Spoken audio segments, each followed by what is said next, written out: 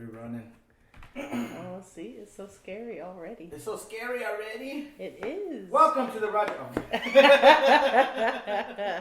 Oh my goodness. Already taken over. That's fine. It's okay with me because I I don't like it anyways. So, welcome to the behind the showroom. Behind the churros? Except for that we're cheating because we're not actually behind the showroom. I know, right? We are in the condo. We're in the condominium. Which isn't really a condo, so... What is it? Duplex? It's actually a house because it's not attached to the next house. It isn't. Yeah. Oh yeah, that's where I live. That's why I told my mom today when I was talking to her. I was like, she said, "Where you at?" Sacramento. I was working. Where you staying at? So I was like, the condo. That's where they put me up. First class. If I don't have first class, then I won't go. You're a first class comic. You deserve it. Oh, I'll do better tonight. Especially when you cook. Oh yeah, I bought some food today. Yeah. So, but I forgot my fucking blades. Oh, and they are not good here. No, I know. I was looking. We will not talk about the cutlery here. I know. I'm gonna go to Ross tomorrow. I'm afraid you guys might stab somebody or something. I don't know. I'm gonna go to Ross tomorrow. And have a rough 10:30 Friday setting. I wouldn't stab anybody because it's too much evidence. They'd be all over the DNA, everything. You've contemplated this then. Oh yeah, I think about that shit all the time. I'm gonna fucking stab my roommate. No, I can't do that. It's not good. You'd have to find a new roommate, and it's usually the devil you know is usually better. Yeah, no shit. Tell me about it. It's like when I lived with Carlos and Marcos. Yeah. I'm like, fucking, do you guys ever stop talking shit? Never. Like, fucking, Jesus Christ, I get it. I'm so little, look, I'm so little. Like, yeah, I get it, alright? Fuck, write some new jokes, asshole. Cause you're a bitch. Fuck. No, I hung out with him. Not more Carlos, but Carlos is more low key, but like Marcos, I can only handle him for a couple of days. It was too long. Yeah. Cause we were in Phoenix, and then so it's Thursday, Friday, Saturday, Sunday. We drove back to my place in LA. So then Sunday, Monday, Tuesday they left on Wednesday. Yeah. So it was too much. That's a week. Yeah. It was too much. Yeah, I have friends that have shelf lives. I know I can only be around you for so many days. Yeah, it's like, you know what? I need a break, dude. Like yeah. They're like, oh, you want to go do the All Things Comedy thing in the podcast? I was like, no, I'm gonna be here. Yeah, I'm cool. That's why JC and I aren't together. We have a baby, but yeah, right. We have about a 3-day shelf life, and both of us know because people are like, you guys are so great together. Yeah, have us be around each other too long. You'll see. I know. Check us on Wednesday. See. Start looking for bodies if you don't see one of us. It's like, why isn't she at BNN? Somebody's dead. Oops. She just became a one-parent child. Oh, no, single mothers. Oh, you assume I win. I like that. Thank you. I would. JC had a jelly curl. That shit was high. Everyone's making fun of him, but I told him, I was like, he's like, why is everybody making fun? I was like, yeah, why is everybody making fun? That was the style. I was like, you were in the 80s? Yeah, you must not have seen the picture, the picture of me in the 80s with the double bangs, you know, the curled up and the curled down. I had it. I did it. Mm-hmm. I'll have to post it. I never followed any trend. I had like flat top till like till 8th grade. That's not too bad. And then like my freshman year, like I just started shaving my head because it was like early 90s, so like the Chronic came out, so everybody was a thug. Yeah. That was the only thing I kind of followed a little bit was Ben Davis. Like I had a Ben Davis. I had one. My mom wouldn't buy me anymore. Like one Ben Davis zip up. Yeah. You remember the zip up? Yeah. She wouldn't buy me the one that had the stripes because she said, "Oh, you look like you're in jail." And like all the poor kids had Dickies. Mm-hmm. The Bens. You used to have Ben Davis. See. I had some light gray ones. Ooh, they were fresh. You always had to have a black pair, and then light gray ones. If you're a really gangster, you fucking have a red one or burgundy. Oh shit. And if you're a scrap. Forget it, straight all blue Dickies. Solo jeans, and what's it, those rolling? They were called Rolling Hard t-shirts. They would say Rolling Hard. You know, I wasn't part of any of these things. I was far too square and far too living in affluent neighborhoods. Don't be a square, man. Yeah. The diversity in my schools was lacking. Let's say it's lacking. Is that why you floated towards brothers? Well, I was married. I was married to a white guy first, a country white guy. Like he wore got a city limit sign. It's a honky tonk on the county line. He wore a cowboy hat at our wedding. Jesus Christ. Yeah, I have pictures at the club. It's hilarious. You guys get married in Idaho or just like outside of Sacramento? It was in Sacramento. Jesus yeah, Christ. I know. But then it wasn't but I was sheltered. I didn't, like I said, I wasn't around a lot of diversity. It was when I got divorced. And I found out that my ass was an asset in certain cultures for some reason. And I went, oh, there's this whole girl. When's the first time you heard that? Girl. No, I got told we should hook up. I was like, yeah, let's get lunch. That'll be fun. He's like, no, we should hook up. I'm like, what? Oh, that's so funny. I was 25 and dumb as hell. I knew nothing. I still haven't, I still talk to girls in public, but when girls are flirting with me, I'm still kind of weird about it. Yeah. I was going to the ice house a couple weeks ago. It was a Friday. I had a Thursday spot, and there was this girl and her mom, this pretty girl and her mom were in the elevator in the car garage getting down. I had my earphones in, and I was just kind of paying attention to myself, whatever. And then the mom started talking to me because she was a little drunk. Yeah. She's like, oh, you going to the show? This? And I was like, oh, yeah, I'm on the show. Oh, you're on the show? This and that. Shit. And then the daughter goes, were you on the show 2 weeks ago on the Friday? And I was like, yeah, I did a spot. She said, oh, I seen you. You're really funny, this and that. I was like, oh, thank you. Fucking walking in. And then I go in the bar to go get a soda, and then they're like, come in, come sit down, have a drink with us. I was like, no, I'm over here, fuck this side, I don't know. I felt like a fucking dummy. I was like, oh, fuck. I was like, I'm not good with flirting. Right. I'm usually doing the hey, what's up? How you living? This and that. When they're doing it, like, are you trying to poison me? Last night, second show, one of the guys that was at the show came back and was flirting with me and tried to get my number. He's like, hey, let me hit you. And I was like, yeah. My sarcasm almost won over. I was like, that's violence. Violence against women. Oh, you're right. I'm bigger than you. He was 24. I was like, have you seen that album? Right. You don't know about me. We should introduce you. We introduced the podcast. No, we flow into it eventually. Oh, okay. Eventually. Well, there's going to be They're just going to be like you're randomly talking. There's going to be titles of shit. Oh, see, you're professional. It's like, yeah, eventually, just flow, the conversation flows, all this shit. That's what we do. I like it. No editing, fuck all that bullshit. Well, I'm not going to edit. No. Whatever you say, this is what's going on the podcast. You know what people I really hate? They're going to have to come to your show to find that out. I've been mad militant today. Yeah? Like fucking talking Well, yeah, you found the peanut butter. Oh, my God. No, like militant, like fucking fist in the air militant. Well, it's kind of in the air. I don't do it like right now. Literally in the air. It is really in the air. I was like, what did I say about somebody? That security guard was talking to me about I know he's funny. I want to hit him today. Those are my favorite kind of brown people, like the brown conservative people, because he's like, what side of the aisle are you on? Are you gonna attack the PC culture? I was like, I ain't on anybody's side, homie. It was a security guard that laughs? Yeah. He's such an idiot. Yeah, he doesn't talk to me. Yeah, he's just like one of those guys. Like I want to be on the right side of it, but I don't understand that those people don't like me. Yeah. Like he doesn't get that. Yeah. You know what I'm saying? Like he thinks he's American. To them, he's just another fucking. He's an N-word. To them, like all people that aren't white to those kind of people, they're N-words. You know what I'm saying? So he just doesn't understand that. Yeah. And I was playing nice last night because it was the first night, but tonight if he says some shit, I'm gonna lay into. Because he was talking about in South Africa. I don't know if you heard about this, which is fucking great. I love it. The president of South Africa was like, nah, fuck that. We're taking all our shit back. All you white people can fucking leave if you want. Yeah. So he's like, it's white genocide. They're killing white people. I was like, yeah, that's cool, dude. And he goes, you don't find a problem with that? I was like, motherfucker, they're in Africa. Right. They took the whole continent. Right. They're sapping it for their national resources. Yeah, fucking take all that shit. Who gives a fuck? Yeah. He's like, yeah, but they're working the land. He's like, I was like, you think those people can't fucking work the land? They live in there the fucking time. It's like, nah, time for you to leave then. Right. Like, he's calling it white genocide. I was like, that's one of those fucking Fox Newsy trigger words. I'm like, come on, dude. Like, come on. You're watching too many videos on the internet without actually researching your shit. And that's what so many people do now. Yeah. It's ridiculous. It's like forming their own opinion. It's like, this is the side I'm on. It's like, no, you haven't. And then regurgitating the information in conversation. Oh, did you hear this? I told this that cat can't one even time. possibly be right. I did. I was. It was so bad because I'm so fucking.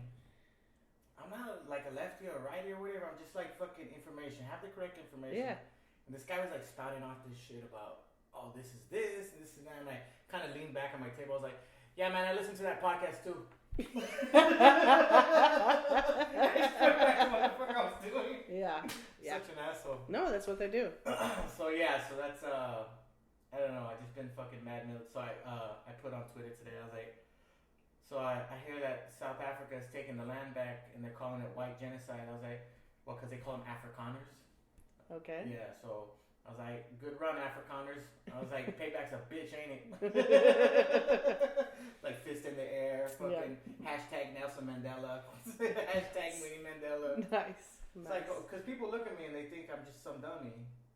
And if I have an opinion about something, this means I researched it so I can have a fucking, like if they come back with some other But stuff. you have to understand that that's not normal. I know. Because everybody has an opinion now, and it's not educated opinions. It's Yeah. just regurgitated information that they've seen most recently on their feed. Yeah. Because what do they call it, the echo chamber?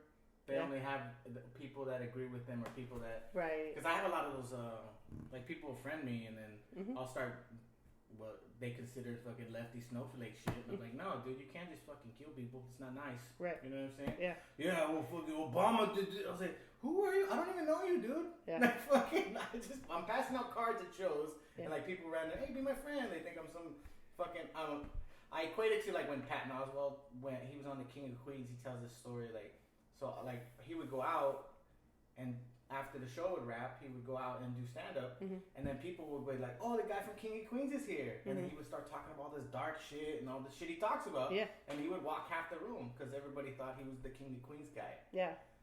So it's totally different from like... Wasn't that the same thing like Bob Saget? Everybody thought that he was Full House, little snowflake nice thing, and they come out and go, holy shit. This guy's dirty as fuck. Right? He has a guitar though. Right. Well, I think people have to realize that, like, what you see on stage is actually for your entertainment. That doesn't mean a person is a certain way 100% all the time. Well, the first show I walked to were two tables. I didn't even notice. Yeah. It was funny. There was two girls in front.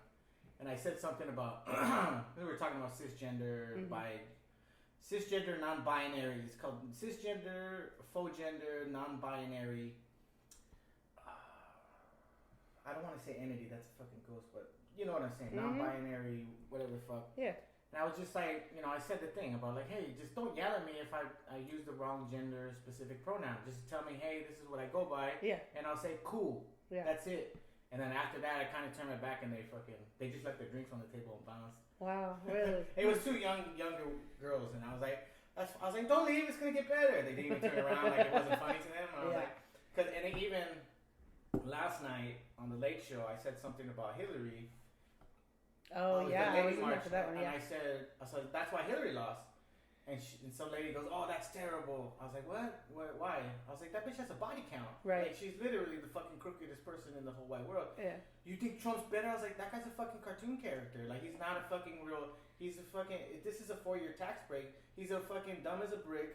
And dummies elected him. Right. So this is what we're stuck with. It was either that or fucking Hillary's gonna line her pockets too. Like, and I think you said you liked him better because he gives comedic value. At least he has some comedic value. Like, and then I was like, look, you're in the middle. Like, I've been watching you laugh the whole show, but I say one thing about the person that you're like, and then everybody started laughing, so she got it. I was like, look, I'm not for either or. Like, you're not understanding my point. Like, you're just making it seem like, oh, you can't talk about her. I was like, I can talk about her all the fuck I want. Right. But I have to deal with the repercussions of what I talk about. Right. Like when white people say, like, why can't we say the N-word? I was like, you can say it all you fucking want. Just beware. Just beware that there's good consequences and repercussions for the action, the words you say out of your mouth. You're more than welcome to say what the fuck you want. Yeah. You want to go to South Sacramento, just shout in the N-word, drop your N-bombs. You might not make it out. You know what I'm saying? Like, what the fuck? Like, go for it. The freedom of speech, I'm all for it. Yeah, I taught my daughter that because she was upset. Somebody called her a liar, and I told her that words don't have power unless you give it to them. Yeah. So it's not the actual words, it's how people take them and how they feel about it and how it affects them. Yeah, and I just don't like the fact that when people say like, well, it's just we should be allowed to say it. I was like, you don't understand like the context of some of those words and how they've been used throughout history. So you just think it's like I'm just saying this, but in reality, you know what you're saying. You're just seeing if you can get away with it. Right. So I'll call people on this shit. Why do you think I got this tattoo of this Mexican shit right there? It's like, anybody wants to get fucking Trumpy with me? It's like, come get it if you want it. If you want it, come get it. Right. I'm more than fucking ready. Yeah. Man, I'm fucking training. I've seen a few people try to go up battle of wits against a comedian, and I have to admit that they've lost. Yeah. Every time. Comedians are all and none for the well, the non. It's just one of those things where like I used to be worse in my 20s. Like even late show last night, some lady was going back and forth with me, and I was like, you mad at me? She goes, yeah. I was like, why? I haven't got aggressive with you. I haven't called you names or anything. Right. I'm just asking questions and having a conversation. I was like, why you should be mad at me? Your husband has his arms full. I was like, sorry about the pussy, bro. You're not gonna get. She's pissed. I was like, I haven't said anything that's, I'm just asking questions and why you think that and why. I was like, the reason that you're mad at me is because no one's spoken to you like this. Everybody's just been hooking up with you, right? Like trying to. So so you're not used to it. So you just get defensive like immediately. So I'm like, just relax, lady. Yeah, relax. Well, people don't know how to have conversation anymore because it's two-sided. You can't just talk and make another person listen and, oh, I understand what you're saying. No, that's not how conversations work. I'm going to tell you exactly how I feel, and then you're going to agree with me because I told you. Yeah, exactly. You're going to be like, right. Oh, right. Yeah. You're totally, yeah, exactly. See, that's why I never go back and forth with people online. Because... You used to. I did for a long time. But, it was epic. You used to.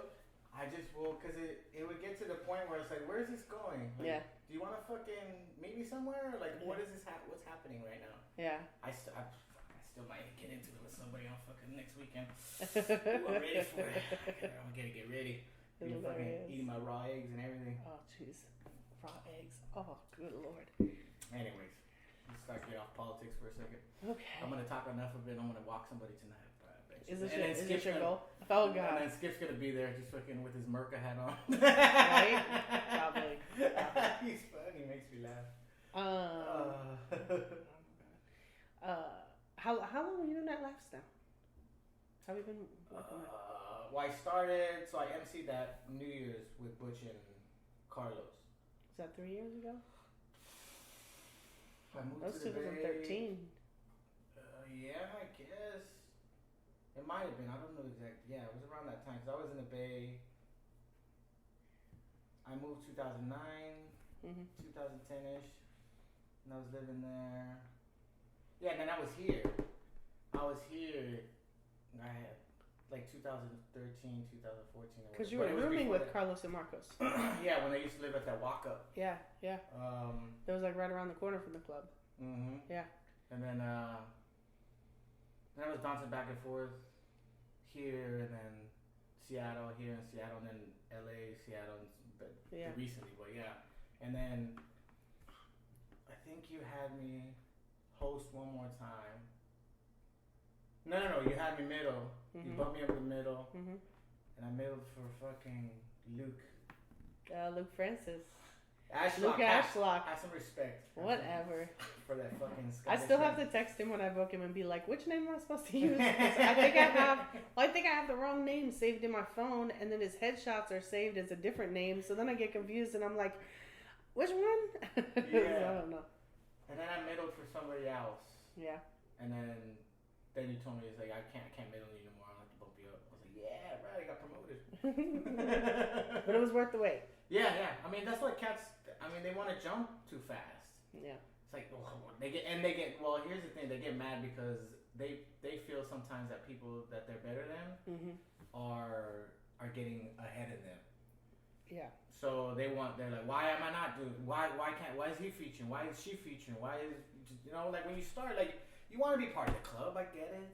I was, But I don't know, I just got that Mexican humbleness, like whatever, just be how grateful for whatever you got, this and that. So, and plus, I know it's a fucking work in progress, and like, for you to put your club and my name, like I'm the entertainment for the weekend, like you have to take that seriously.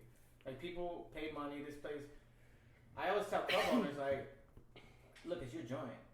Like you're trying to keep the lights on. Like whatever you fucking, you feel is right for your club, then that's what you're. Right. If I'm not right for it, then I'm not right for it. Yeah. I'm not gonna fucking bash you on the internet like a child or whatever. You'd be surprised. Yeah, I know. You'd be surprised. These motherfuckers don't know comedy, this and that. It's like, motherfucker. It's like, dude. I don't know if they understand, but that's the quickest way to never work there. Exactly. Now it went from you can work your way up to you're never gonna get booked now. All right. There's a comic.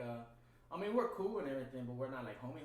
Yeah. But he hit me and he's like, this particular club owner was like, didn't pass him on the audition, this and that. He said, well, should I do this? Should I burn a bridge? This and that. I was like, look, dude. I was like, I'm gonna tell you like this. I was like, show business doesn't need you. It doesn't need me. It doesn't need anybody. It rolls on. It's like the streets, man. It has no fucking, it has no heart. Yeah. So. If you burn that bridge and start fucking talking shit online, that gets passed around to other club owners, dude. So you're burning not only that bridge, but other bridges. And he's all, can you just let me be angry and think my angry thoughts? I was like, motherfucker, you contacted me, all right? Right. Motherfucker. Right. Don't act like I'm like, hey, bro, how'd that chick go? Like, motherfucker, you're asking my opinion. I'm telling you what's expected of you. You're supposed to fucking be at the club. You're supposed to fucking be nice. You're supposed to tip staff. You're not supposed to be a fucking drunken asshole talking shit. Don't whip your dick out on stage, or you know what I'm saying. Don't be a fucking professional. Put a fucking shirt on. You know what I'm saying? Like, look like you're supposed to be up there. These people pay fucking money to be there. These people are trying to keep the lights on. There's employees that depend on this paycheck. Like, you don't fucking understand. Like, it's not just you. And the fact that the club only has 52 spots. Right. In each slot. Right. 52 MCs, 52. And depending on if it's a holiday weekend, you might not even have fucking 50. You might have 50 or 49. Right. So you have 52. You have 52 MCs. You have 52 features. You have 52 headliners. Right. And you have 1 million comics. True. So, like, I mean, look at it like that. Just like fucking. And these cats, they start booking rooms or little rooms or whatever, and they get fucking inbox. They finally realize, like, oh shit, this is a fucking. Oh, can I get on your spot? And then you, I don't think you're ready for my room. So then you fucking get trashed on the internet by these fucking open micers and shit.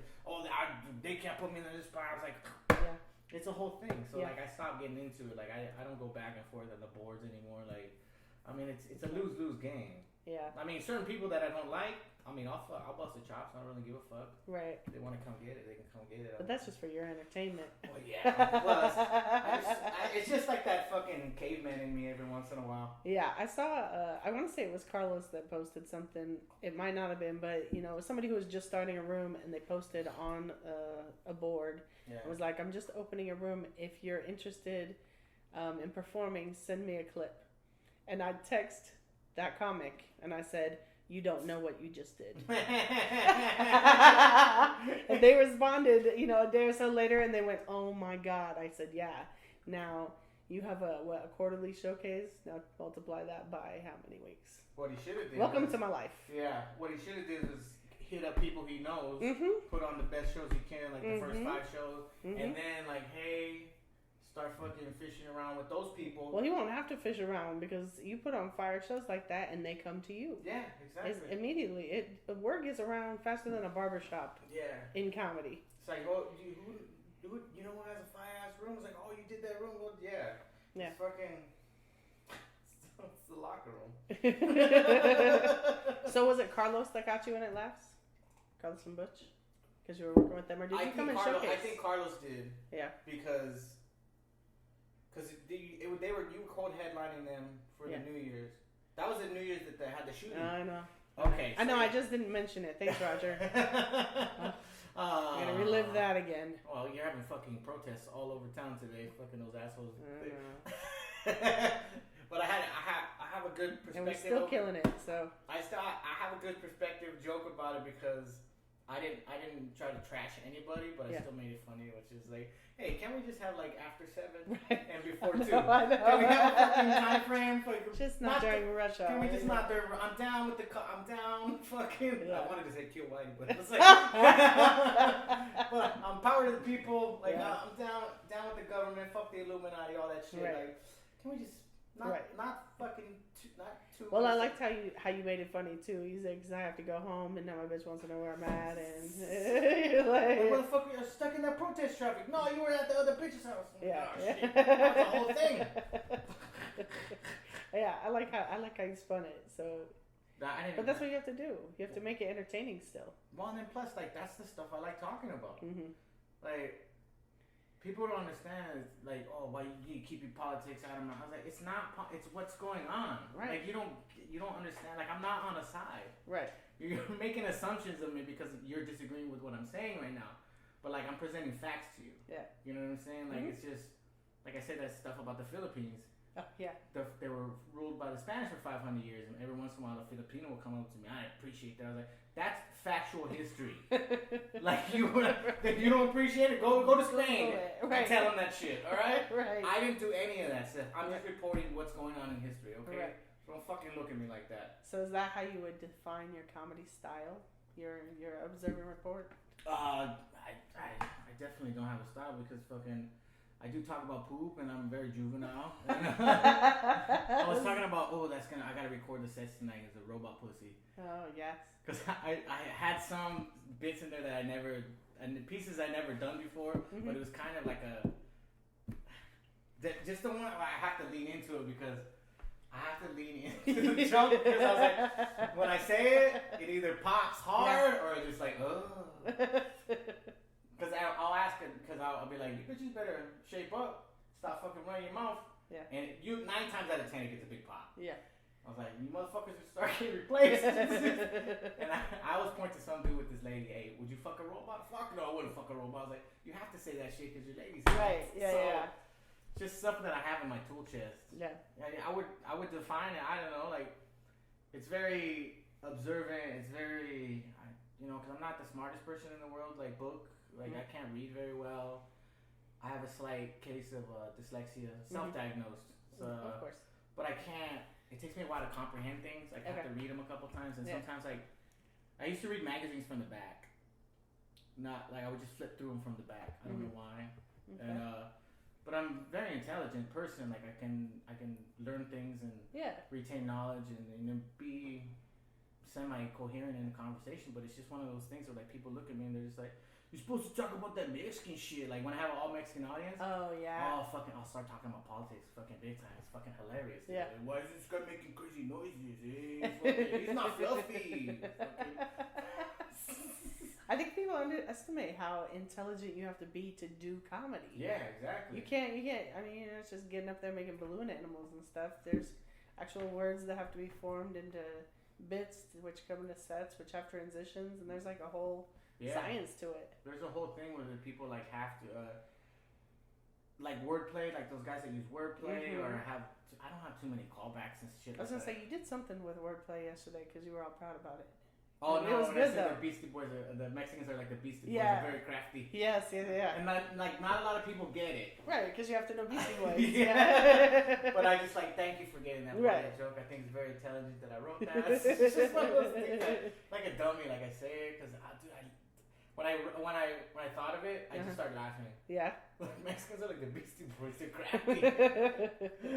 No, it was good. It's good, but you have to have some kind of intelligence. I've never met a dumb comic. Yeah. Well, I mean, I've never met a dumb, successful professional comic. Yeah. You've met a lot of dumb open micers. I could do like an hour. I could do an hour. No, my favorite line. Here's my favorite line as a club owner. I can pack this place. Oh my God, I never thought of that. You mean people? We should bring them here? What? Is that why those chairs are there? Oh. Is that why we have all this booze? I never would have thought of anything like that. Thank you. You have no idea. No idea. Oh, I hate it. Dude. Yeah. I hate it. So how long have you been doing comedy? Like overall? 2003. You'll laugh because people ask me these questions and I don't know. from any comics. I'm like, I don't know. They're funny. Like I don't know anything about them except for that I hang out with some of them and they're funny. That's all that I care about in booking is they're funny and they're decent human beings. Well, that's the thing. Like I always say about you is people are like, oh, it's so hard to get in the club. I was like, look, dude, you show up there and Jenny watches you and you're making people laugh. Like that's all she gives a fuck about. Right. You know what I'm saying? It doesn't matter. She's like, I don't listen to these fucking guys. It shit makes me laugh. I don't listen to these fucking guys. I listen to the audience. They're buying drinks and fucking keeping the lights on. Right. So, 2003 I started in Seattle. I moved up to Seattle. My folks live up there. Where did you live? Where are you from? Originally Gilroy, California. Oh yeah, so that's where I grew up. Okay. And then my folks moved, or my mom moved up with my little brother sister's dad to Seattle because he was from there. And plus, it was getting expensive. Mm-hmm. And she had 5 kids, fucking piece of shit, living boyfriend, and fucking, you know, her working 40 hours a week at Safeway. She's retired. Nice. Yeah. Good for her. She's retired. Fucking. So a little life change. Yeah, she got a job with like Alaska Airlines, like doing the customer service, but she didn't pass the final test. So she has to wait another 6 months to take it again. I was like, you'll be fine, don't worry. I was like, you got money in the bank? So yeah. So I was like, all right, there you go. Just fucking enjoy it. Yeah. Go fucking see something. But they left in 2009 or 1999, and then I stayed and like a dummy got in trouble, drinking and driving like an asshole. Oh. Well, when you're 21, you I fucking drive. And plus, I was hanging out with my cousins who were older than me. I got this. Yeah. They're like, you have to drive, Raji. Like, okay. Fucking assholes. Fucking shitters. So then I got some DUIs. Okay. All right. Some. Yeah. So that took a chunk out of my fucking. Yeah. Out of my wallet, and you know I had to stay and fix that shit because I couldn't. I could leave the state, but I had to do all that stuff. Right. You know? Yeah. And then, so I moved up in 2003, and my stepdad, Larry, he used to work at Safeco Field, and my home club, the Comedy Underground, is Swanee's upstairs and the Comedy Underground downstairs. And he used to, when he was drinking, they would after the games, they would just go fucking around. It's called Pioneer Square. Okay. And like, they would just go to like all the bars, and then he would tell. My mom told him that I wanted to be a comedian, so he would, you know, big, tall, 6'6" brother, fucking. When he's drunk, fucking it's like just loud, just one of those dudes. And as he was telling the owner, I got a guy coming up. He's gonna be famous. This is all this shit. And then the owner Billy is a fucking.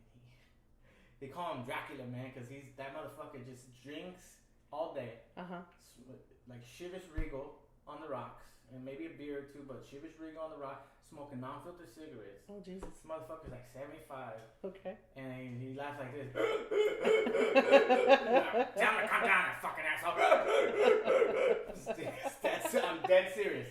It's not a fucking joke. Yeah. So, I went down like, and because I was living in Kent, which is about 25 minutes. Now it's a fucking hour because there's fucking Amazon has a plant there. So fucking everybody lives there. Yeah.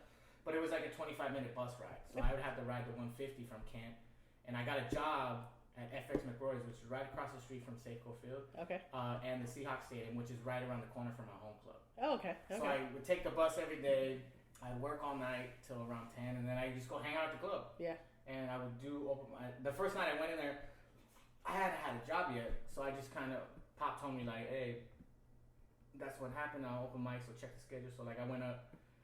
Like a dumb, I knew it was downstairs, but like a dummy, I went to the bartender Rob, and then I was like, "Hey, can I get a Bud Light?" So yeah.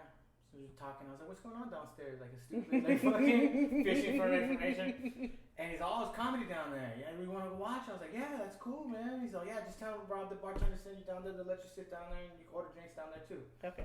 So I told him, and then I sat and I call it because I always see him every once in a while at open mic. You'll see like a random guy or girl by themselves. Yeah. Like kind of just watching. Like they're doing reconnaissance. Yeah, they're casing the joint. They call it casing the joint. Yeah. So I cased the joint for 3 weeks, and then I was like, I'm gonna sign up this week. Yeah. So I was like at the bus stop, like rehearsing my shtick. Yeah. And I was mad. I was so nervous. And the first joke I told was a street joke. It was like, why don't Mexicans make good barbecuers? And then someone shouted out the punchline.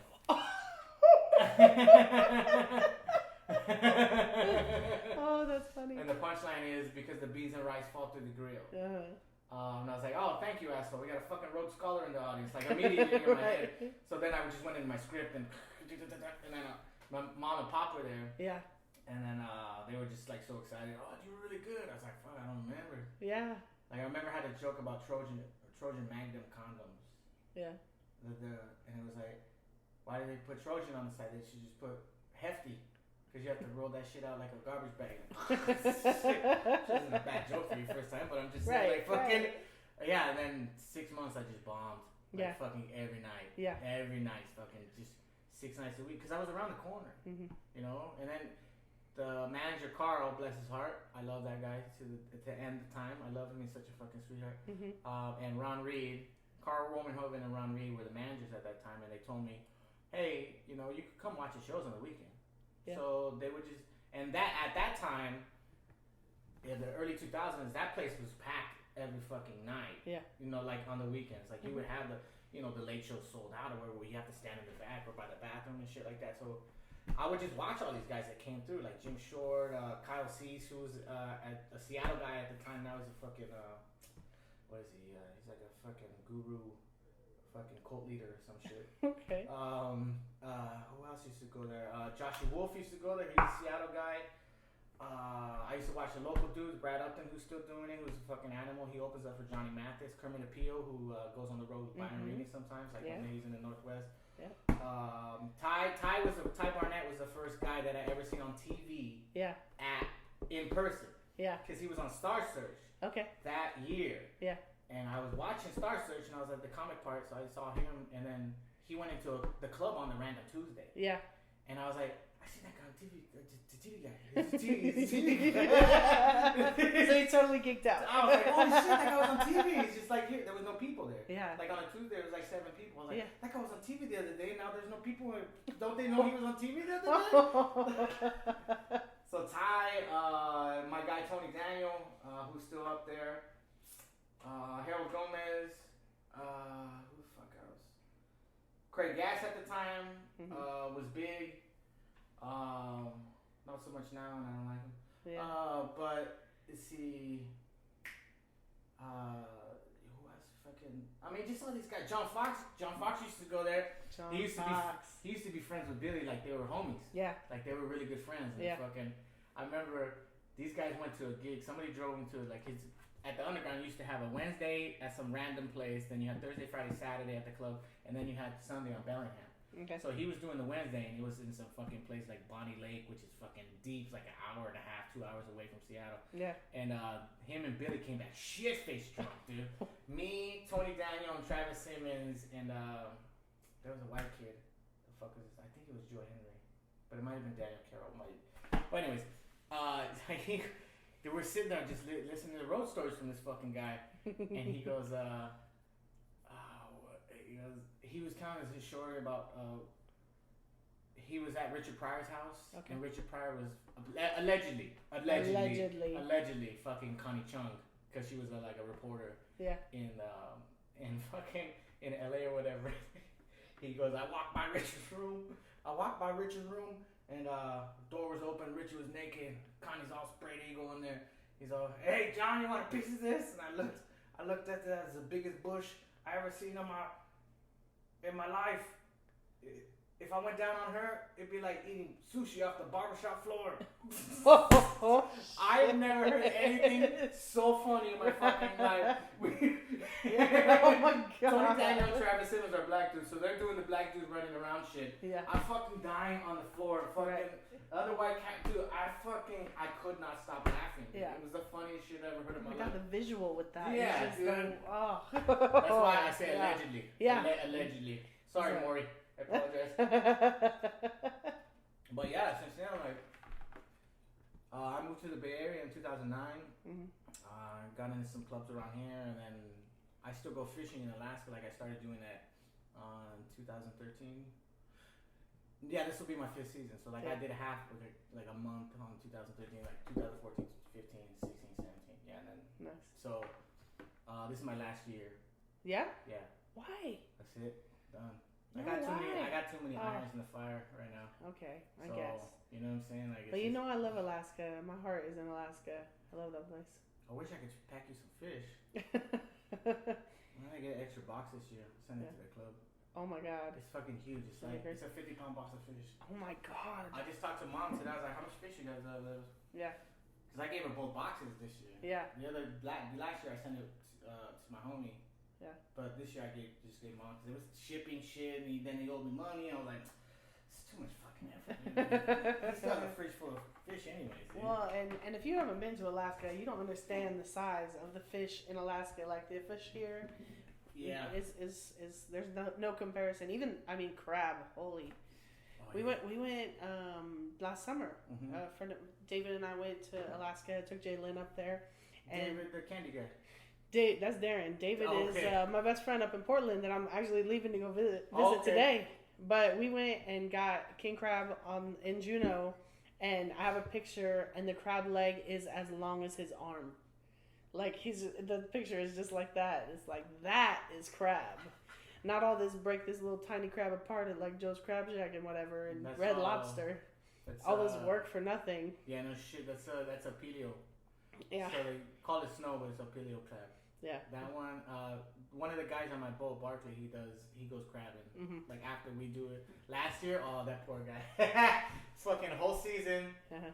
And he gets back, and the captain of the ship fucking tells him he has to be up in Alaska in like 2 days. So he had 2 days off from our boat, and then fucking on to the next one. But I actually think he got a week, but it was just one of those things you had no turnaround. He thought he was gonna have like 2 months. He had all the shit planned with his girl, this and that. I was like, motherfucker, we're all making fun of him and shit. Someone will get fucking faded right now. Yeah. Fucking. I pulled crab pots once. We went out with a friend when I lived up there, and just for the experience. Holy shit, that's work. Oh, dude, I mean, it wasn't on like a crab boat where you push a button and it comes up. It's like. Yeah. They're down there. Yeah. They're at the bottom of the dang sea. Literally. It's hard work. That's funny, man. Yeah. Like, if you've never been to Alaska, like, it's a whole different world. Oh, yeah. I like Alaska. I love it. Because they hate white people. It's fucking funny to me. It makes me laugh, dude. Yeah. The natives are ruthless. Oh, yeah. They don't care. Yeah. But it's too funny. Oh. But then the tourists up there, they're ridiculous. We used to look at all that. Mendenhall Glacier. I was just telling somebody this the other day. I didn't even realize I used to be an entrepreneur when I was a kid. Mendenhall Glacier in Juneau, Alaska. The tourists all go out, and there's water in front of the glacier. We'd be wearing shorts. It'd be 60 degrees. We'd go in the water and get ice and sell it to the dumb tourists because we're selling them a piece of glacier. It's like it's ice. It's just ice. Literally, they'd buy it. It'd be like $1. It didn't matter. I want to get some candy. Like, what are you gonna do with it? I want to get some candy. right. Yeah, no, they're not smart. No wonder they hate white people. They're not smart up there. Trust me. Who's here next weekend? I have no idea. I live weekend to weekend. I know this weekend is you. I can barely remember who was here last weekend. Tell me about it. I want to forget last weekend. It was bad. Fucking terrible, dude. What has been your biggest accomplishment so far in comedy? I mean, like, it's always accomplishment by accomplishment. Like, my biggest accomplishment, like, currently, was getting into the Ice House. Yeah? Oh, yeah, because you said you just got in. Yeah, so I'm in the rotation. Yeah. Like, I can email the guy, like, hey, these are my avails, this and that. Like, I'm in the main room. Yeah. So, like, that's a big, my first biggest one was getting, you know what, there's a sub thing to that. Okay. Remember, they had this, like, little comedy competition at this bar room. And there was, like, 4 guys, including myself, and then Travis Simmons, who was an established guy. So I thought he was going to just win the whole thing. I was like, oh, it's fucking this and that. So I went up and had a good set. And then he went up and he was kind of bombing. I was like, oh, I'm going to win. Yeah. I forgot where the fuck. It was in Kent. My mom was there. She drove me because I didn't have a car. And I won. Yeah. I won $50.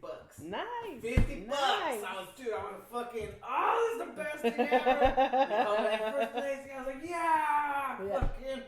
Yeah. I was like, and then I spent the $50 at the bar. I was just going to say that too. Of course you did.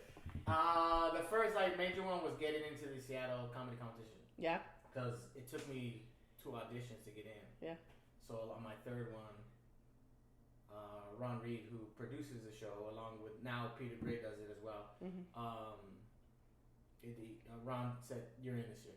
Yeah. So, because I asked him the year prior, like I auditioned, I killed my audition, and then he didn't put me in. And I was mad about it. I was mad. I was kind of sad, like fuck, man, because some of my contemporaries got in. Yeah. That's what you were describing before. Exactly. Exactly. It's the same thing. I was like, nobody's immune to it. Yeah, I'm just like I think I'm better than those guys, right? Or those females, or whatever the fuck. Yeah. And so I was pissed. Yeah. So he's like, look, I have to put in people who I think are gonna win, and I don't think you can win. Makes sense. Like, all right, fair enough. Makes sense. Yeah. So next year, I was in the run. I hung with them all week, and then four of the guys from my week made it to the finals. Okay. So I ran with the big dogs all week. Yeah. But I had my fucking fight. I mean, if I made it to the semis, I would have ate a dick. I didn't have another fucking 6. You know what I'm saying? So, shout out to Lamont Ferguson, fucking the best dressed man in comedy, handsome devil. And then I finished 7th that year. You have to wait 2 years, so the next year. Out of how many? How many are in the Seattle competition? So there's 32 total, so 16 in each week. Okay. So I finished 7th in the first week. The 2007, I was in 5th going into the last night. A gentleman by the name of Andy Haynes, Seattle guy, was in 11th. Okay. He won the night. I finished 3rd. The way the points worked out, he jumped from 11th to 5th. And bumped you. Bumped me to 6th. Oh. By like tenths of a point. Yeah. And I was like, motherfucker. There's a picture of Peter Gray looking at the scores, and then Ron Reed showing him the updated scores, and Peter going. For you guys that no visual, Peter's like, his eyes are open, his mouth's like gape, just like, no way that happened. It's a what the fuck look. What the fuck? And he's just like, oh, dude. And then 2009, like I ran pretty hard in the first round, like fucking. I was already in by the 4th night. Yeah. Semis were rough. I was to the last night. I was holding on to my fucking 5th spot, like fucking. Yeah. The finals, I was just happy to be there. Yeah. I was just like, I mean, I tried my best and all that shit, but I wasn't on those guys' level. Yeah. So, I finished 5th. Then like, is that 2009? And then like 2009, I made the finals in San Francisco too. Okay. So that was the same year. Like I had a good year. And then I that year too, I made it into the Great American Comic Festival, which was booked by Eddie Brill, who booked Letterman. Okay. So I got into that. Wow. It was a good year. That's a big year. Yeah. And I got to quit my job, and I fucking didn't have any money. What? Crazy how that happens. Like I'm getting all these things and fucking. Right. Oh, you're working all these festivals where you're not getting paid? Nah, yeah. Exactly. Yeah. And then 2013, was it 2013? I think it was 2013. Yeah, I did it again. It was like 4 years. Mm-hmm. So I was like, it's like the Olympics now. I'm going to do it every 4 years till I fucking win. So 2013, that first week was fucking rough. Like I was hanging on by a thread. Like the last night, I was hanging on to 5th. And Peter goes, how you feel? Yeah. I was like, hey, man, it's my spot right now. They wanted it, come get it. Yeah. All right? Yeah. So I went up, fucking smashed hard, fucking won the night, finished 2nd for the week. Nice. That year, like, my girlfriend had broke up with me, so I was still fucking, like, being a fucking crybaby. I remember that. Yeah, I remember that, because you were here not long after that happened. Yeah. I was at Carlos' house. She did it. Oh, my God. Over the phone in fucking Carlos' house. Yeah. So, like, I was fucking sad sap, like... Yeah. I was fucking puppy Getting dog. drunk. Getting drunk. Wait, what? Going to the gym, getting drunk. What do you always say to me when you're drunk? Jenny, you're my heart. I think I heard that 103 times that night. Jenny, you're my heart. I was hurting, and we weren't talking, but it was still kind of like it was still on my mind. So like, It was just fucking messing my rhythm off. Like I was constantly thinking about it because I was in Seattle, she was in Seattle, like, and then that semi week, like fucking, I remember we did this gig at the Tacoma UW, like an extension, University of Washington. I fucking ate a dick hard, like hard, bad. Yeah. And I just went and I fucking went to this bar and just started drinking. I was like, what the fuck is going on? It's like, I didn't. No, I went home and then I went to this bar around the corner from my mom's house, just fucking drinking in my tie. And fucking, I was all slim. That was when I got all skinny. Yeah. And then, and I went and shot a hoop the next day by myself, and I was just kind of sweating off the booze, and I had like a 4-hour drive. And then I had a dinner with John Fox, because I was sitting outside smoking a cigarette, and then John Fox was like, hey, what's up, man? You want to go grab some food? I was like, you buying? He's like, yeah. I was like, all right, motherfucker, I'll go eat with you. So he's sitting, he's like, how you feeling, man? I was like, man, he's like, you're not sitting pretty. And he's like, you're not sitting pretty in the scores, man. I was like, I know, dude. He's like, what's going on? I was like, I just got a lot on my mind, dude. My girl, fucking this and that. Yeah. The problem was I hadn't connected the dots yet of what goes where and what transitions into what in 9 minutes. Mm-hmm. So you had to do a minimum of 7, or you had to do a minimum of 9, and then maximum of 12 in the semis. And then, and I was talking to Fox about it. I was like, I can still pull it off, dude. There's only 10 people. I'm sitting in 9th place, but I'm only half a point out of 5th. Right. So it's not. It looks bad, but it's not. But you're not dead in the water. No, I'm not. I still have I'm still on the boat. I'm not even in the life raft yet. Yeah. And he goes, "How you think you can do it?" I was like, "I can do it, dude. I can pull it off." Yeah. I was like, "I show up good tonight. I'm back in it. I'm back in 5th or 6th, depending on how those guys finish. Right. And I'm cool." And he's like, "All right. Well, good luck." Yep. And then I went up and I was just kind of going through my notebooks, and I looked at this one thing and it just clicked in my head that goes here. Mm-hmm. And I found the missing puzzle piece. And I went up, fucking smashed hard. But dude, if you go under 9, you get to dock to half a point. Okay. So I have this joke where I'm kind of like trying to making a face and making some. It just goes on, and I extended it for 15 more seconds than I usually do, and people were laughing. They're just like, right, like waiting for the punchline, and that 15 seconds got me to 9:02. Nice. If I wouldn't have did that, right, dude, I would have been fucked. Yeah, because those guys hadn't gotten that. That night I finished 2nd. Yeah. Next night I smashed it, finished 2nd. And the point spread is so close in those things. Like you said, you went from 11th to 5th. That's I mean, you can't. There's not a lot of point difference. Everybody's looking at the placing, but when they do those things, especially the way the math works out with San Francisco and Seattle. Yeah. It's the point spread. It's not the actual place. You can be in 11th, but only I said, I was in 9th, but I was only half a point out of 5th. Right. Moving on to the next round. So. Right. Then I went and I made it to the finals. Nice. So I was like, motherfucker, dude, that was a rough one. Yeah. Yeah. I was like, yeah, and then we all had to meet at the Combione ground in Seattle to get our checks. And then, so we all show up and I walk in and all the boys are there, all the guys, all my guys. Mm-hmm. And Daryl Lennox was there too. And I walked in and I was like, the champ's here, boys. Round on me. They're like, you fucking pulled it off? I was like, goddamn right I pulled it off because I'm a fucking man, bro. Fucking, I was like, yeah. Who's letting me sleep on the couch? Because I'm a man. Because I'm a man. Fuck, dude. Yeah, that was a rough one. Even in San Francisco, I ran the table pretty good. I was cocky going into the finals. No. Yeah, cocky. Cocky? I was like, never seen that. I was like, this is done. This is a wrap. Mm-hmm. But the first 2 nights were at this old retirement home, and the fucking and the UC Berkeley. Mm-hmm. So I didn't have any fucking little kid jokes. Yeah. You know what I'm saying? Yeah. So I was trying I was like, fuck, but the last 3 nights, dude, I fucking smashed hard. Yeah. I was like, fuck, man, fucking. I remember at was it Cache Creek? So one of the judges fucked me because she didn't like me. Okay. But the other 2, because the guy that was doing the scores, he walks out of the green room after tabulating everything, and he looks at me and he just nods. It's like, oh shit, I won. Yeah. And he walks up and they call 4th place, Rodger That. I was like, motherfucker. Because in my room, I was like, if this happens, this happens, this happens. I was like, because Miles was running pretty hot. Oh yeah. And then so. And he won it that year, yeah. Yeah.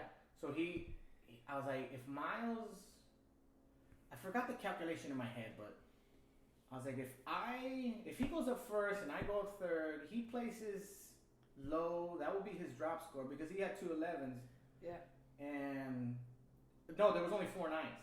So that was the math in my head. I was like, if I win tonight, that's an 11. He doesn't win. That's one of his drop scores. Right. Because he has 2 11s. He has to pick those up. I was like, and I win the next night. It's whoever has the lowest drop score at the end of the week or however they tabulate the thing. I was like, I still fucking got a shot. Yeah, yeah. Like, this isn't fucking over. Yeah. And then that, and then it was done. Yeah. Motherfucker. And then I was like, why'd you nod at me? I told the guys, he's all, dude, I nodded at you because I was like, oh, that sucked. Because he goes, dude, the 2 judges had you fucking high as fuck. Yeah. The 180, she just didn't like you. Yeah. And she's all, if they would have, you would have won tonight. And you would still, you know what I'm saying? So I was like, but then me and Ken Gar fucking, I don't know if Ken Gar stopped drinking at that point, but we were playing poker. And I fucking, I was beating hella Asians. Like fucking, on the poker table at Cash Key, I just fucking, I was hot. Yeah. Running hot. So I like fucking $800. Nice. And then this lady, it was just me and this lady. And me and Ken were gonna fucking go grab some food and then go to bed. Yeah. And then, I'm packing up my chips and the thing, and they fought me 2 kings. I was like, all right, and the lady's fucking pushing and pushing. I was like, this bitch don't have fucking aces. There's only 2 of us. So I'm pushing. She's like, all in. Bitch catch the flush on the river. Fucking beats my kings. I fucking lost on them, but she had me covered. Damn. But technically, I only lost $100. Okay. So all the rest of that shit. Ken's like, oh. It was their money anyway. It was their money. But then the next day I hit a $250 jackpot just kind of walking out of the fucking casino. So I'm like, I'm fucking. Right. Win some, right. Some. Yeah, then we went to the Gallo Center. Like, that was nice. Stuff. That was nice. Yeah. That place was nice. Yeah. But yeah, it's all little victories. That's good. That's good. Because every day that you're still doing it and not quitting is a good day. Have you ever quit? No. Not like continuously. Well, no, but like have you ever been like, or taken a break and been like, I can't do this anymore? I stopped because I had to get a job one time. Yeah. But did you really stop? Were you still miking and everything, or? Not really, because it was only a summer because the place that I worked at was fucking mad busy. Just like you were fucking exhausted. Yeah. There's no other things you can do besides go to that fucking place and work, dude. Yeah. And they worked me like a fucking slave. I hated that place. I just stopped showing up one day. Fuck this place. I hate. Everybody was rude there. The servers were rude. The other employees were rude. Yeah. I don't know what the fuck I did. So you were cooking? Yeah. Yeah. I don't know what I did to these people, but they were fucking just mean to me. Yeah. Like, what the fuck? I'm the new guy. Don't you? Hey, how you doing? Listen now. Everybody's like, hey, what's up? It's over there. This, that. Fucking this, that. I'm like, fucking what? Jesus Christ! Isn't there fucking any honeymoon period? Like, no. Fucking assholes. Yeah. It's a. I'll tell you off there, but it's a fucking seafood restaurant on the wharf. Pier in Seattle. Fuck that place. Fuck Chef Eric. I'll fist fight you anytime you want. Who else was fucking Maestro? You fucking Jerry Cole motherfucker. I'll fist fight you too. Fucking go back to El Salvador, asshole. But other than that, yeah, I've never like continuously quit. Like, like over like a long period of time. And that was only like maybe 2 months, maybe. And it wasn't because you didn't want to do it. It was just because you couldn't do it. No, I was broke. Yeah. I was broke, and there was like no road gig or whatever. I wasn't picking up any work or anything. It was one of those periods where you're not writing. You're kind of stagnant with the shit. Yeah. Your old act is your old act, but you still do it, but there's no heart behind it. So people, when you have no heart behind the things you're saying, fucking audiences are like dogs, man. They fucking smell it. I've seen it happen. Yeah, you see those cats going through the motions and just fucking doing. And if the audience doesn't smell it, the management does. Trust. Oh, yeah. Yeah. I've had a couple people not come back because I'm like, you're just standing up there reading off a script. Yep. There's no. Sure, it's mildly entertaining, but there's how many comics behind you that are hungry and want it, and they'll come and eat. Yep. And yeah, you gotta make room. Yep.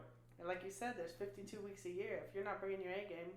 Yeah, then why am I hiring you? Right. You know what I'm saying? Like, you're an employee just like everyone else. You're on the payroll at this fucking weekend. Yeah. That's why, like, sometimes, like, you work a casino, you can't drink up there because, like, during that hour, half hour, you're an employee of that place, and employees can't drink. Yeah. So I remember I was working at Pachanga, and I was like, hey, can I get a vodka? And nobody paid attention to me. They just kept walking back and forth. I was like, can I not drink up here or whatever the fuck? And then I got off there like, yeah, you can't drink. I was like, oh, I didn't know. I'm sorry, I apologize. Fucking, can I drink now? Right. So yeah, you can go upstairs. We can't serve you anything down here. It's like, all right. Cool. All right. Okay.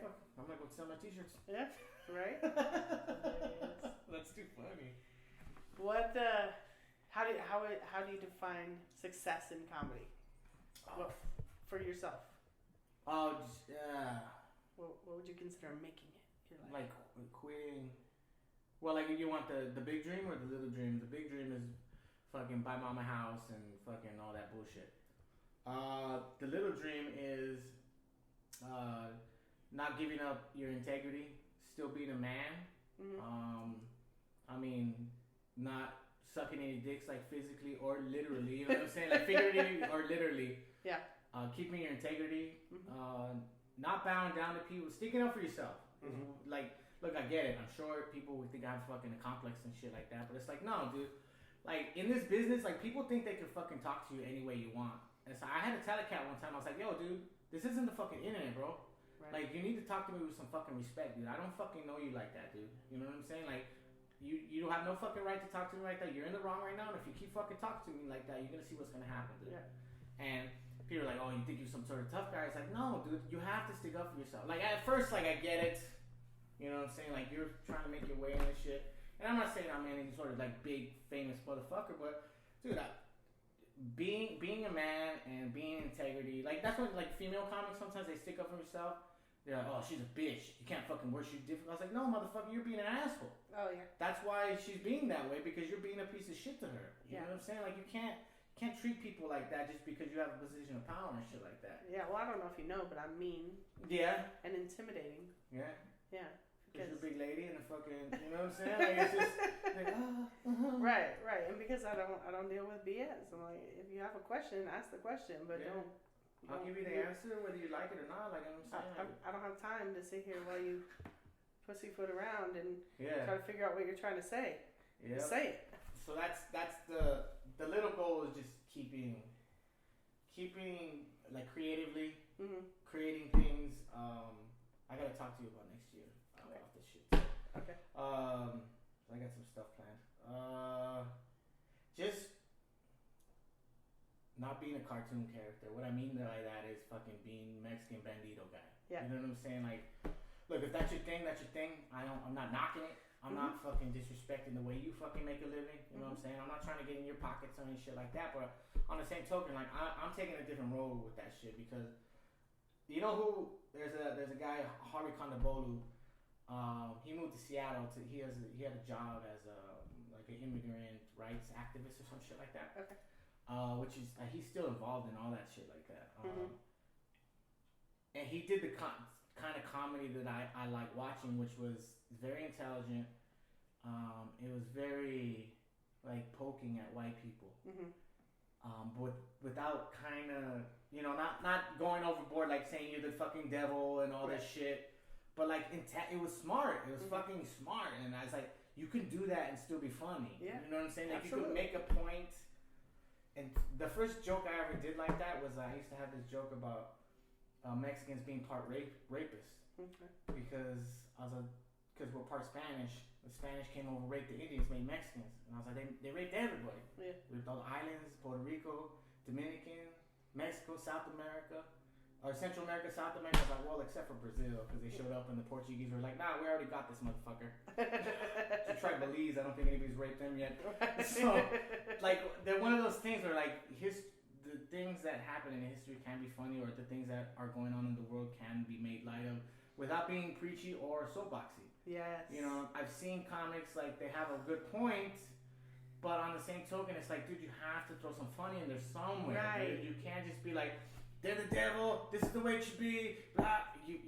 There has to be that happy medium with the shit, dude. And that's not just about politics, that's about anything. I've seen a 20-minute lecture in the middle of an hour set where, like, you're just convincing somebody of your opinion. I'll tell you who I think it is off. Because I think I was here for that. Yeah. We should be making notes of all the talking we have to do off. But you have to make it funny. I think anything can be made funny if it's done creatively. Yeah, exactly. I mean, people are saying that you can't say these things about I was like, nah, dude.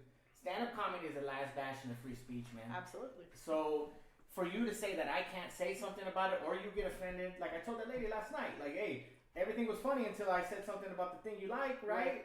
Come on, like you can't draw that line in the sand, like, oh, I don't like this guy now, right? Because he said something about the one thing I like, you know, like what it was talking about fucking retards or midgets or whatever the fuck. Other shit, they're like, it's hilarious. Hillary, stop talking about that lady. She's a nice lady. It's like, dude, I can't say the things and like the whole cisgender, full gender thing. Like, you can't even bring it up without it being considered hateful speech or transphobic or people-phobic or whatever fucking. Which it makes it hard to have a conversation about it to understand it. I mean, you're getting to the point where brown people are getting called Nazis. I was like, that's not a thing, man.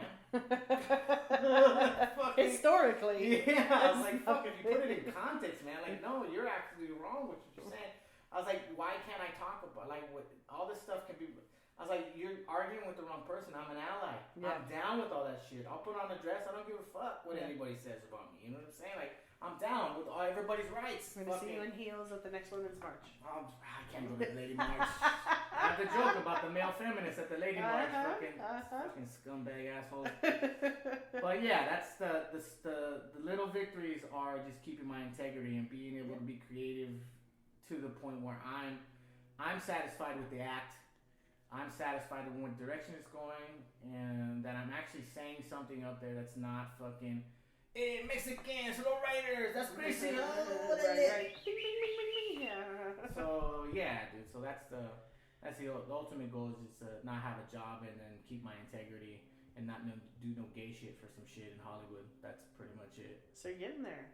Yeah. Because you're not going to be doing the Alaska thing anymore. So yeah, this is the last. So that'll be no more job. No more job. Right. No more job. And then I got a homie in LA who's let me.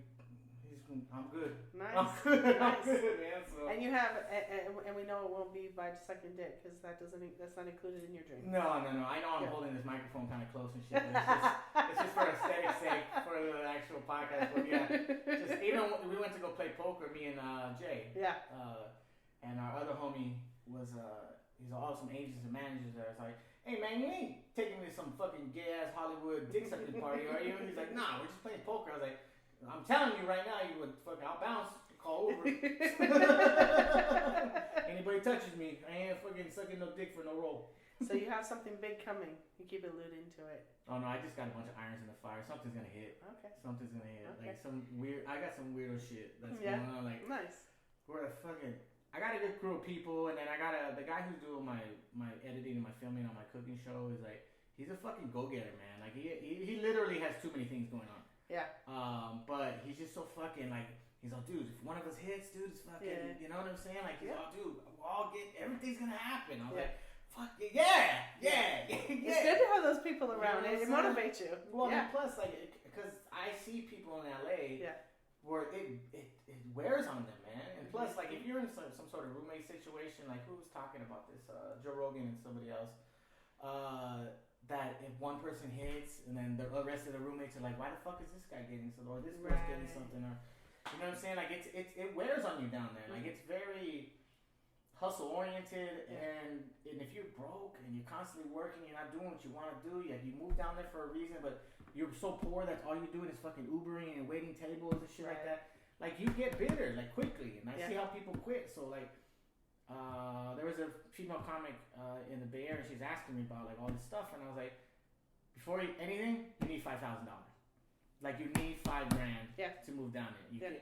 I was like, why do you think all those cats from the Bay moved back? Because they rolled down with fucking $300, $500, sleeping on a couch for a week and a half. They're like, why haven't I made it? I was like, motherfucker, you don't even have a place to live. Like, you know what I'm saying? Like I was like, you need $5,000. I was like, look, LA's not going anywhere. I know it seems like, hey, I have to be down there. This is where it is. I was like, you could put your shit on the internet anywhere.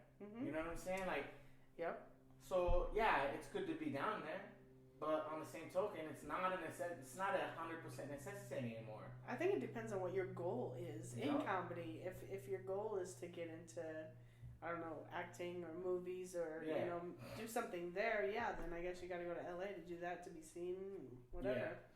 But if your goal is to do comedy and make money at comedy, I mean, you gotta go on the road sometime. Right. You You're paying rent in LA the same as you're paying rent anywhere else, and you'll still be on the road and never at home. What is fucking? I keep referring to this podcast because Joe Rogan and Andrew Santino, and they and Andrew Santino said, I had to make that decision, New York or LA, and somebody told him, you could be poor in LA, you can't be poor in New York. You know what I'm saying? Like, you could bunk bed it for $500 down there. You know what I'm saying? Yeah. Like, you could fucking live in you can't do that in New York. Yeah. You know, like it's too congested of a city. You're gonna fucking, you know what I'm saying? So it's one of those things where like, yeah, I live with Jay and another comic, and last year when I was there, and it was, I mean, $500.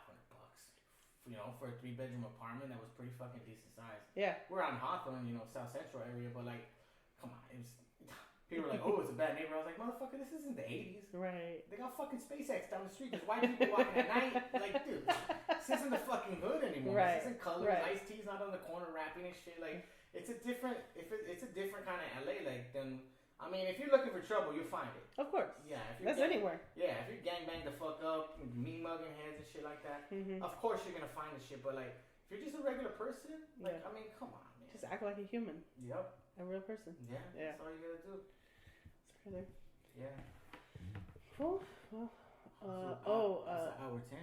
Is it? Oh shit! I don't know what time you have to leave. I don't really give a fuck. I don't know either. All right. I think the only thing that we haven't covered is young comics. Comics coming up. Any advice? What do you know now that you wish you knew then? Are we on fire? No, I don't know. Oh, the camera died. Oh, it's okay. We still got this. Yeah.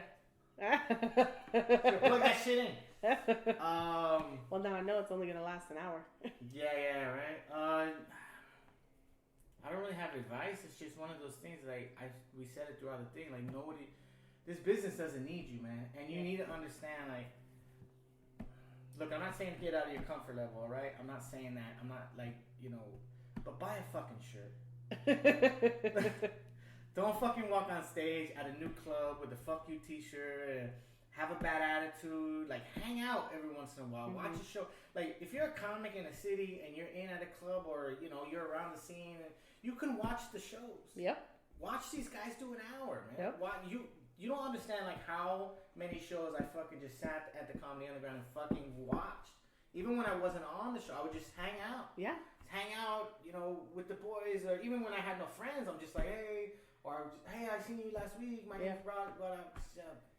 So, just being around it, I get it. But these guys, they just rather go home and hate on Facebook and just fucking click on shit and watch videos. Like every time when I posted this one time, I was like, every time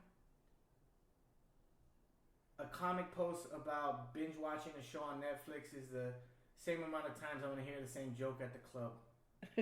Something to that effect. Yeah. It was a lot more eloquent when I posted it, but something to that. I was like, you're posting about binge watching Netflix when all I do is watch the same fucking act. Yeah.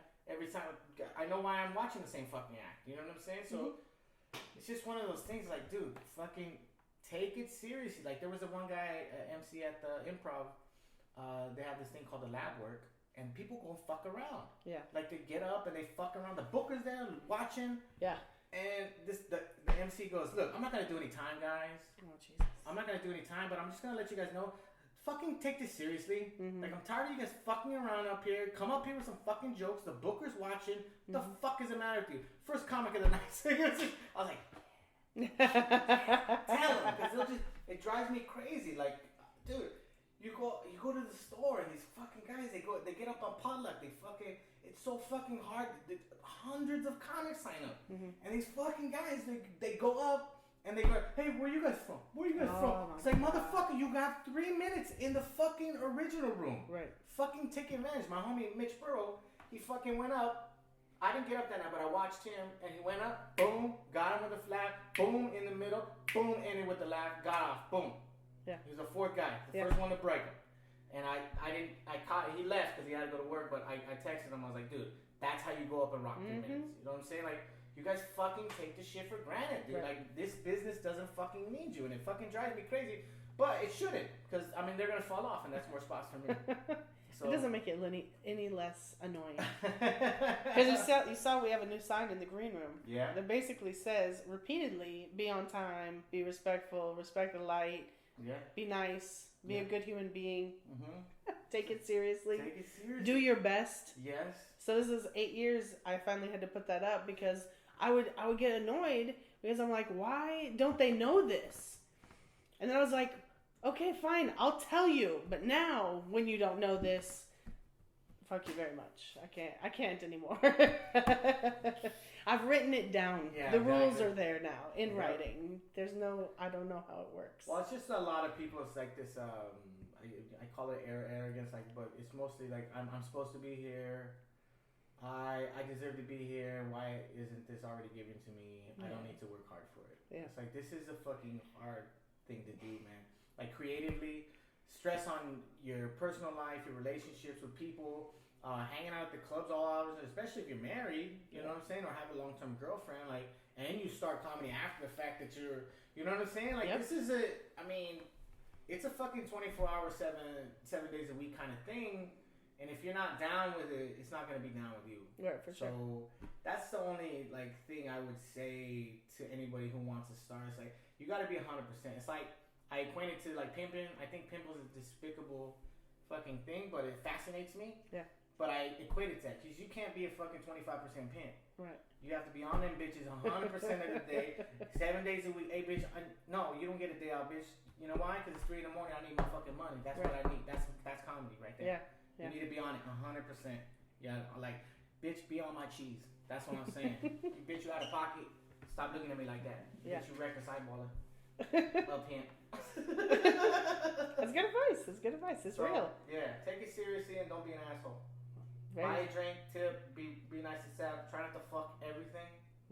And wear rubbers because you're gonna fucking make babies in the middle of nowhere and you're gonna have to go move there. Right. Forget your LA, New York dreams. Now you live in Saskatchewan. Now I live in Pasco, Washington. All right. Well, thank you for. Oh, no worries.